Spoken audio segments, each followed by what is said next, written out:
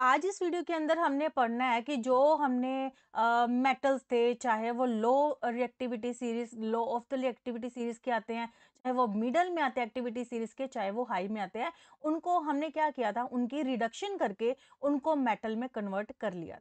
ठीक है। अब वहां से जो रिडक्शन करने के बाद जो मेटल मिलता है ना, वो प्योर नहीं होता, उसके अंदर अभी भी बहुत सारी इम्प्योरिटीज मिक्स होती है। ठीक है। तो उस इम्प्योर मेटल को प्योर करने के लिए हम क्या करते हैं, रिफाइनिंग। तो अब इस वीडियो के अंदर हम पढ़ेंगे refining of the metals. The metals produce by various reduction processes are not very pure. ठीक है। They contain impurities which may be remove to obtain pure metal. अब क्या है कि इम्प्योर मेटल हमें मिल चुका है। अब हमने क्या करना है, उसके अंदर से इम्प्योरिटीज को रिमूव करना है और उसको हम करेंगे बाय रिफाइनिंग।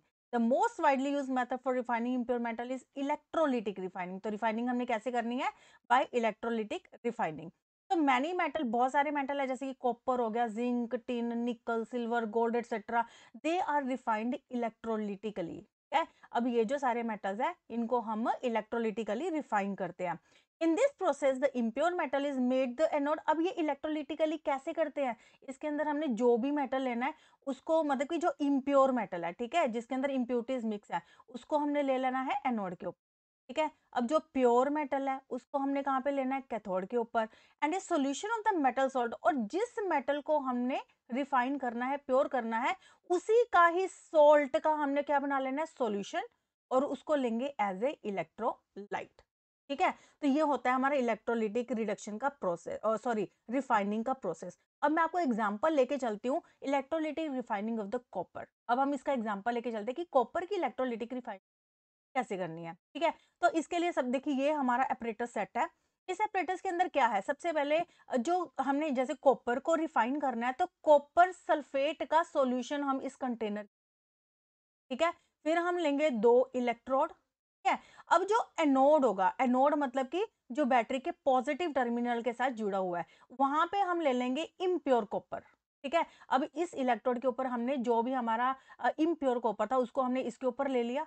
उसके बाद जो negative terminal of the battery के साथ जुड़ा हुआ इलेक्ट्रोड, उसको हम बोलते हैं कैथोड, और उसके ऊपर हमने ले लेना है प्योर कॉपर। ठीक है। मतलब कि जो हमारा इम्प्योर कॉपर है वो हमने ले लेना है किसके ऊपर, एनोड के ऊपर, और जो प्योर कॉपर है उसको हमने कहा है कैथोड के ऊपर। ठीक है। अब होगा क्या कि अब जब हम क्या करेंगे, यहाँ से जैसे ही बटन को प्रेस करेंगे, जो हमारा सर्किट है वो क्लोज हो जाएगा और इसके अंदर से करंट पास करना स्टार्ट कर जाएगा। ठीक है। अब जब हम इसके अंदर से करंट पास करेंगे तो क्या होगा कि यहाँ जहाँ पे जिसके ऊपर हमने इम्प्योर मेटल लिया था, यहाँ से थोड़ा सा इम्प्योर मेटल है वो चला जाएगा सॉल्यूशन के अंदर। ठीक है। अब इसको पढ़ते हैं हम। On passing the current through the electrolyte, the pure metal from the anode dissolve into the electrolyte. अब देखिए, यहाँ से इम्प्योर मेटल है वो कहाँ पे चला जाएगा, इसके अंदर। ठीक है। अब जितना यहाँ से इम्प्योर कॉपर इस सॉल्यूशन के अंदर जाएगा, उतना ही कॉपर इस सॉल्यूशन में से निकल के कहाँ पे डिपॉजिट हो जाएगा, कैथोड के ऊपर। ठीक है। और वो क्या होगा, प्योर। वो कैसे, अब देखो, जैसे ही यहाँ से जो इम्प्योर कॉपर है वो इसके अंदर आया है, उतना ही प्योर कॉपर यहाँ पे डिपॉजिट हो गया। अब जो इस इम्प्योर कॉपर के साथ साथ जो इम्प्योरिटीज थी ना, जो तो इसके अंदर सॉल्यूशन के अंदर डिसॉल्व होंगी, वो तो डिसॉल्व हो जाएंगी, और जो इनसॉल्युबल इम्प्योरिटीज है वो इस एनोड के नीचे यहाँ पे इकट्ठी होती जाएंगी। ठीक है। तो अब ये प्रोसेस कॉन्टिन्यूसली चलता रहेगा, और कब तक चलेगा, जब तक कि यहाँ से सारा इम्प्योर मेटल, ठीक है, वो सॉल्यूशन के अंदर नहीं आ जाता, और यहाँ से उतनी ही अमाउंट इन कॉपर की, प्योर कॉपर की, वो कैथोड के ऊपर डिपॉजिट नहीं हो जाती। तो जैसे ही ये प्रोसेस खत्म होगा, यहाँ पे क्या होगा, बहुत सारी इम्प्यूरिटीज का ढेर लग जाएगा, और इसको हम क्या बोल देंगे, एनोड मट। ठीक है। अब इसको यहाँ से पढ़ते हैं कि N equivalent amount of pure metal from the electrolyte is deposited on the cathode. कहता है जहाँ जैसे ही यहाँ से इम्प्योर मेटल, जितना इम्प्योर मेटल सॉल्यूशन के अंदर गया, उतना ही प्योर मेटल सॉल्यूशन से कहाँ पे चला गया, कैथोड के ऊपर। तो insoluble impurities going to the solution.